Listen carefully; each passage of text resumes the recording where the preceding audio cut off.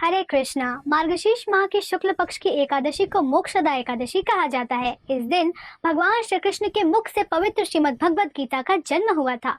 ब्रह्मांड पुराण में मार्गशीर्ष महीने के शुक्ल पक्ष में आने वाली मोक्षदा एकादशी का महात्म्य पूछने पर भगवान श्री कृष्ण महाराज युधिष्ठिर से कहते हैं कि धर्मराज, तुमने बड़ा ही उत्तम प्रश्न किया है। मार्गशीर्ष शुक्ल एकादशी अनेक पापों को नष्ट करने वाली है। इसका नाम मोक्षदा एकादशी है। इस दिन दामोदर भगवान की धूप, दीप, नैवेद्य, तुलसी व मंजरी आदि से भक्ति पूर्वक पूजा करनी चाहिए। इसकी कथा पुराण में इस प्रकार है, इसे ध्यान पूर्वक सुनो। प्राचीन समय में वैष्णव निवासित रमणीय चंपक नगर में वैखानस महाराज राज्य करते थे। उनके राज्य में चारों वेदों के ज्ञाता ब्राह्मण रहते थे। राजा अपनी प्रजा का पुत्रवत पालन किया करता था। एक रात्रि को स्वप्न में राजा ने अपने पिता को नरक की यातनाएं भोगते देखा। इस प्रकार का स्वप्न देखकर राजा बड़ा ही व्याकुल हुआ।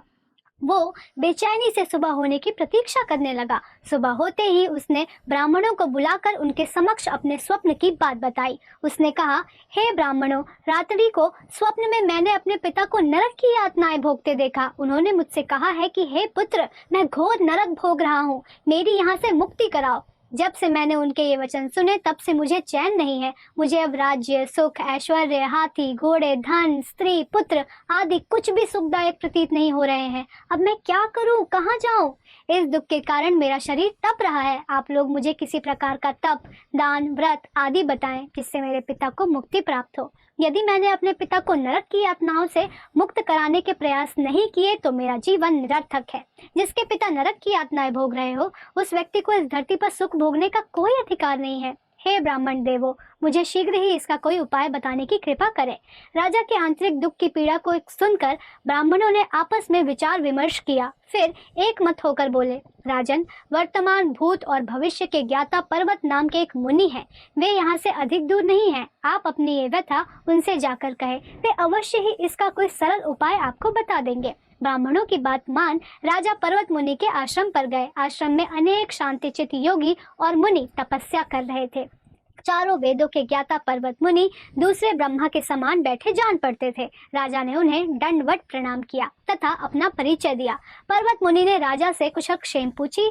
तब राजा ने बताया, हे मुनिवर, आपकी कृपा से मेरे राज्य में सब कुशल है, किंतु मेरे समक्ष अकस्मात ही एक ऐसी समस्या आ खड़ी हुई जिससे मेरा हृदय बड़ा ही अशांत हो रहा है। फिर राजा ने मुनि को व्यथित हृदय से रात में देखे गए स्वप्न की पूरी बात बताई और फिर दुखी स्वर में बोला, हे महर्षि, अब आप कृपा कर मेरा मार्गदर्शन करें कि ऐसे में मुझे क्या करना चाहिए, कैसे मैं अपने पिता को नरक की यातना से मुक्ति दिलाऊं। राजा की बात पर्वत मुनि ने गंभीरता पूर्वक सुनी। फिर नेत्र बंद कर भूत और भविष्य पर विचार करने लगे। कुछ देर गंभीरता पूर्वक चिंतन करने के बाद उन्होंने कहा, राजन, मैंने अपने योग बल के द्वारा देखा कि तुम्हारे पिता ने पूर्व जन्म में अपनी पत्नियों में भेदभाव किया था। उसी पाप कर्म के फल से तुम्हारे पिता नरक में गए हैं।